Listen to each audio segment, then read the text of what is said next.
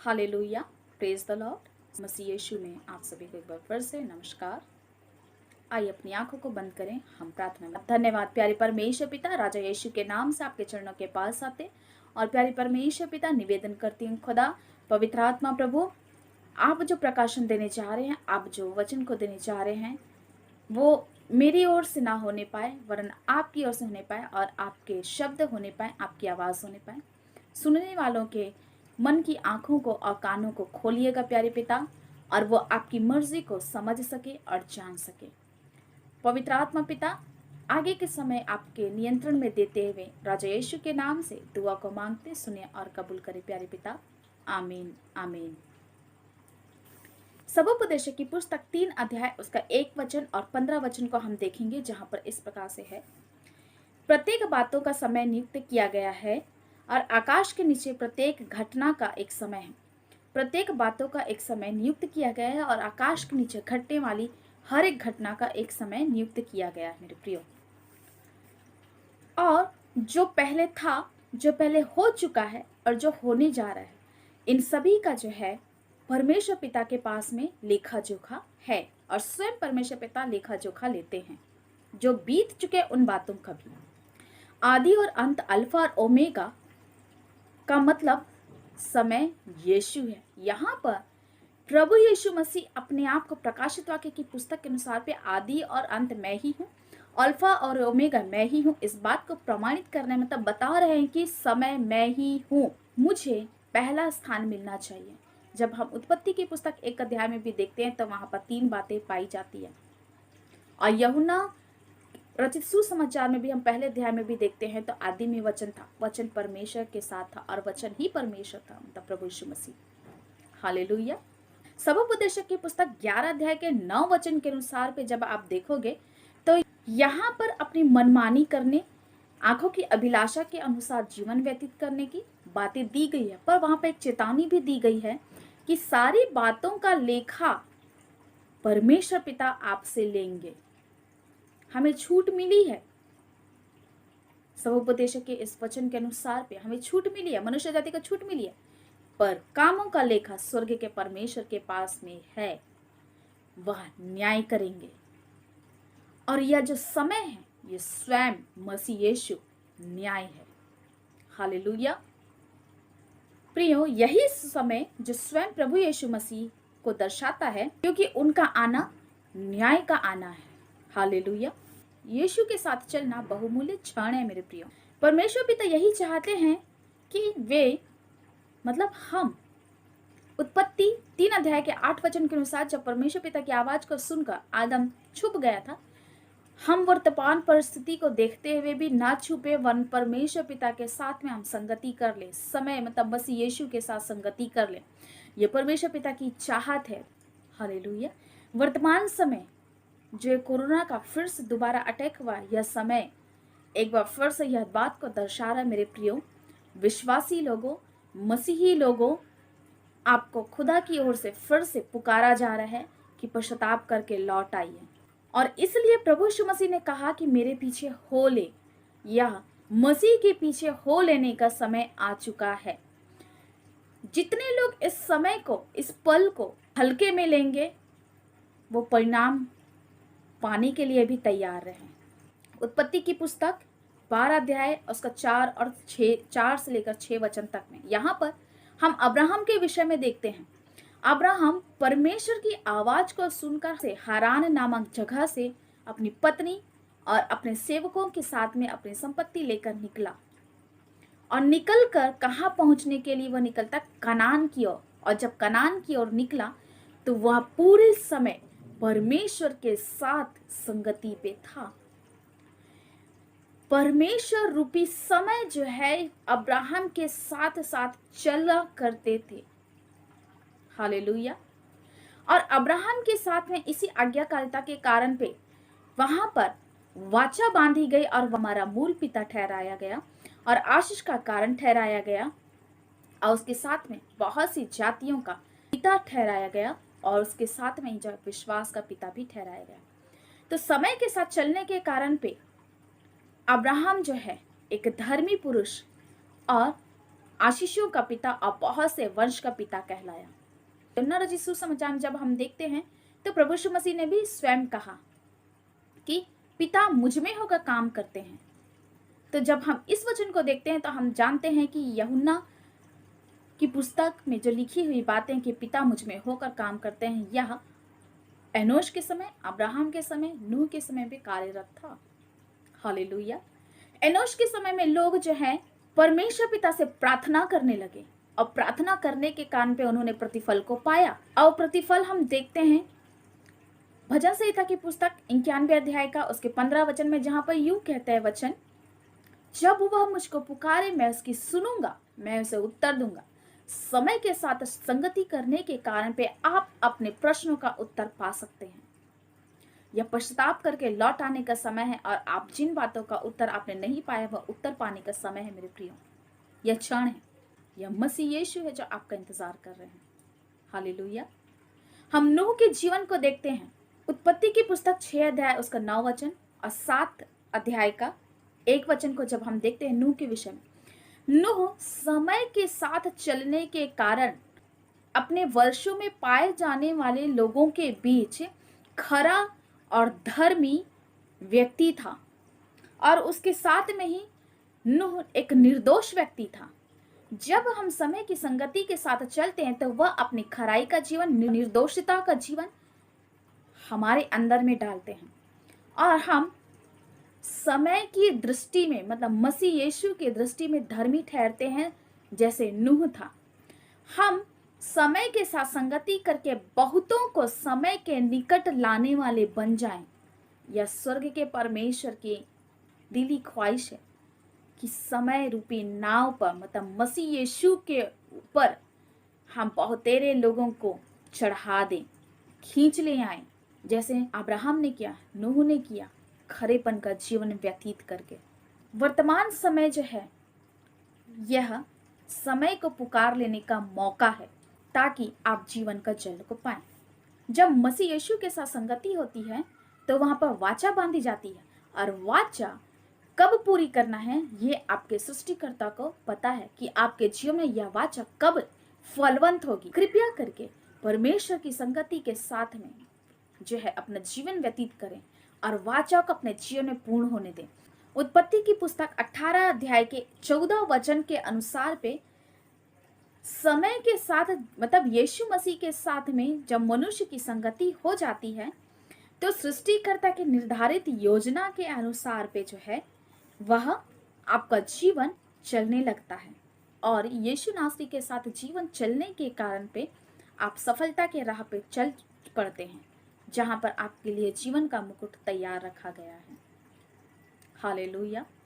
और उत्पत्ति के इस वचन के अनुसार पे जो है परमेश्वर जो निर्धारित समय रखते हैं वो निर्धारित समय को जो है सरल कर देते हैं।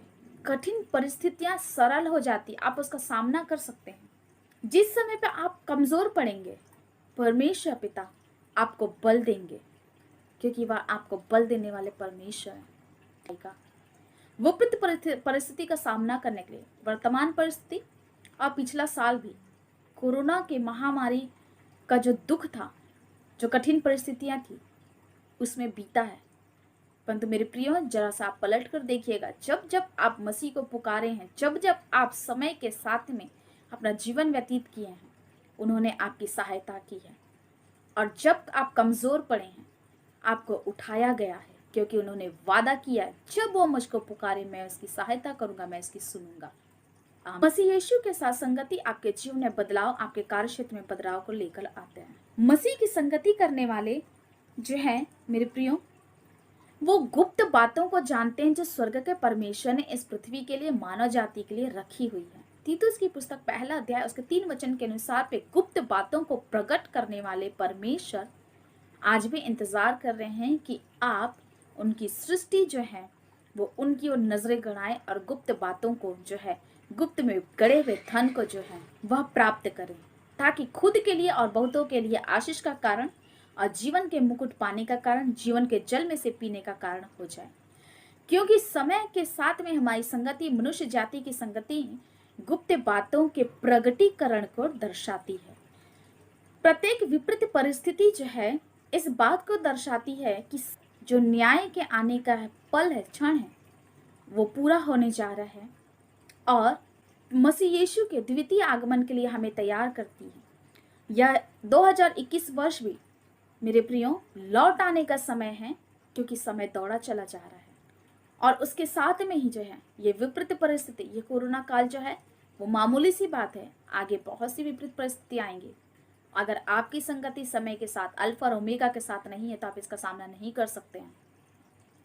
विपरीत परिस्थिति हमें न्याय के लिए तैयार करती है, खराई का जीवन जीने के लिए तैयार करती है, क्योंकि प्रत्येक मनुष्य के अंदर में परमेश्वर का आत्मा पाया जाता है।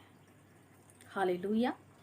अगर अल्फा और ओमेगा के परमेश्वर के साथ संगति नहीं है तो आपका शत्रु जीवन के मुकुट को छीनने के लिए तैयार बैठा हुआ है और गुप्त बातों के ज्ञान में वह है। विपरीत परिस्थिति का सामना किस तरीके से किया जाए, स्वर्ग के परमेश्वर पिता हम पर जाहिर करते हैं अपनी आत्मा में होकर। राजा यीशु की संगति, आदि और अंत की संगति प्रत्येक क्षण आत्मा में और शरीर में जागृत अवस्था में रहने के लिए प्रेरित करती है मेरे प्रियो। और जब तक जागृत अवस्था में मनुष्य जाति नहीं पाए जाते तब तक जो है अंधकार व्याप्त होता है और अंधकार हावी होता है। संगति जो है ये आपको जय की ओर ले चलती है।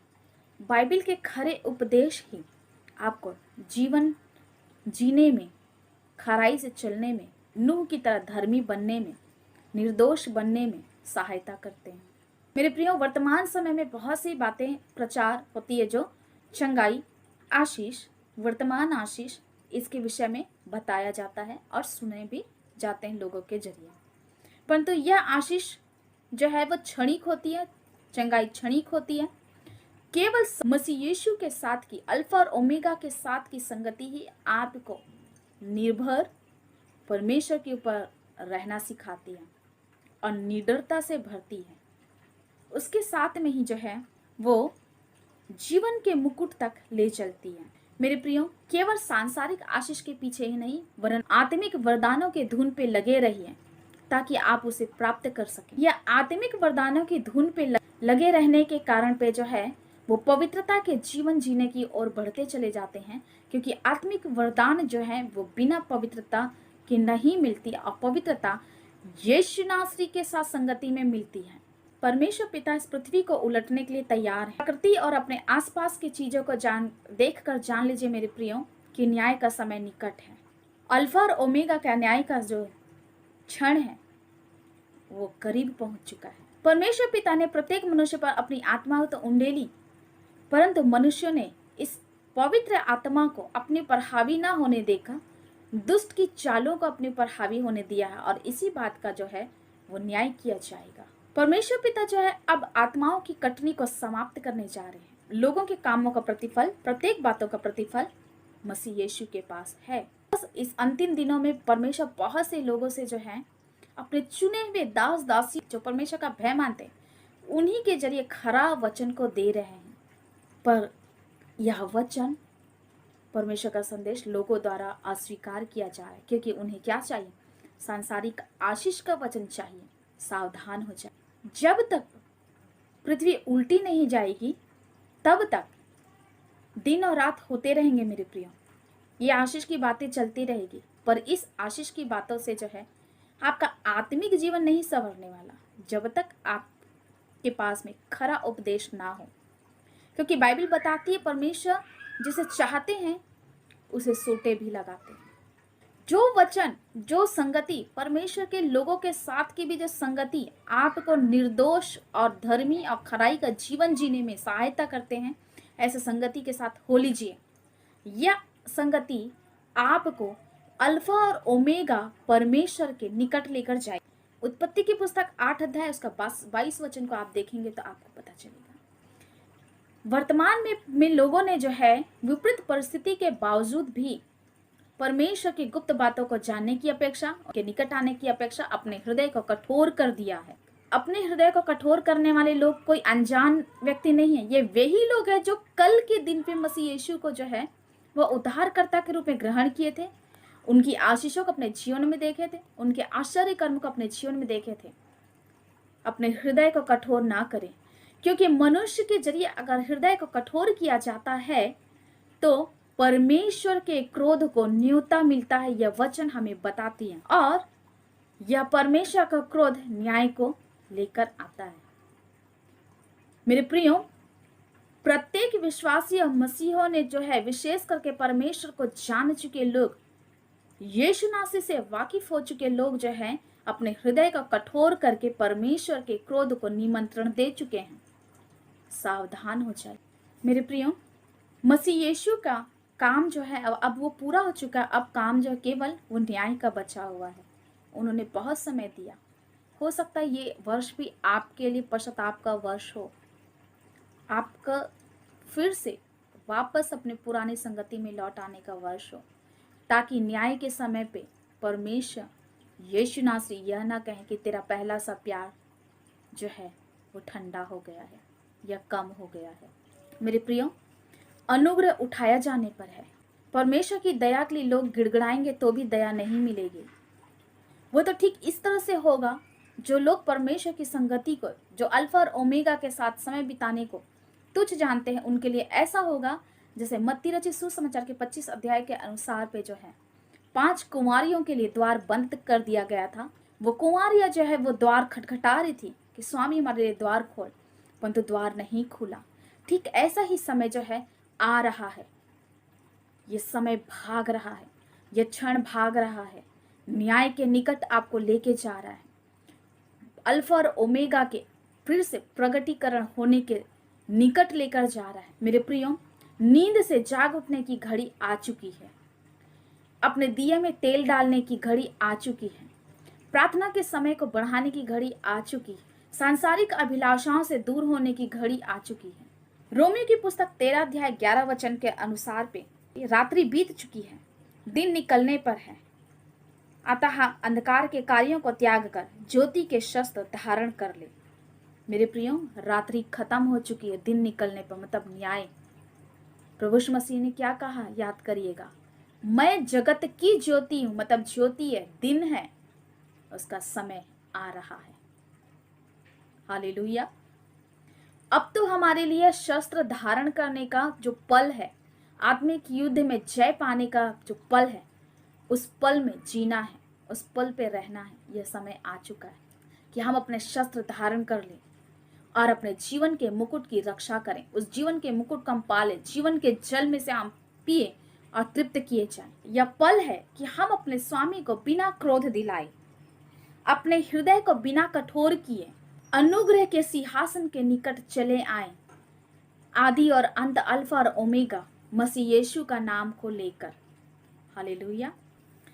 इब्रानी की पुस्तक 5 अध्याय उसका 12 वचन के अनुसार केवल दूध पीने वाली शिक्षा ही ग्रहण ना करें, वरन आत्मिक रूप से बलवंत होने वाली शिक्षाओं को ग्रहण करें। जो व्यक्ति दूध पीने वाली शिक्षाओं को ग्रहण करता है, वो कभी भी एक प्रार्थना योद्धा नहीं बनता, क्योंकि इसके पास अस्त्र और शस्त्र ही नहीं होते। तरल पदार्थों पर जीवित रहने वाला व्यक्ति कभी भी दौड़ नहीं सकता है मेरे प्रियो, या भारी सामान नहीं उठा सकता। इसलिए जब तक आपके पास में दूध पीने वाली शिक्षाएं रहेंगी, ठोस शिक्षाएं नहीं रहेंगी, तब तक आप आत्मिक हथियार धारण भी नहीं कर सकते। इसलिए ठोस शिक्षाओं के पीछे आप भागिए, ऐसे शिक्षकों के पीछे आप रहिए, उनके साथ संगति करिए, ताकि आप मसीह के साथ में जो है वो संगति करना सीख जाएं और परमेश्वर को क्रोध ना दिलाएं अपने हृदय को कठोर कर। हमें हर पल तैयार रहना है।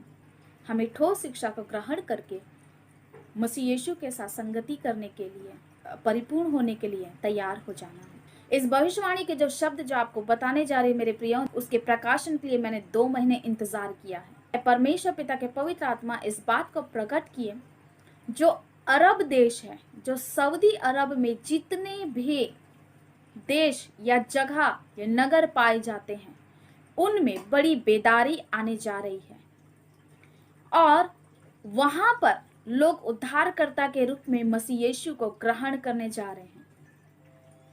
यह बातें इस वर्ष से शुरू हो चुकी है और 2025 के आने तक ये बहुतायत में हो जाएगी।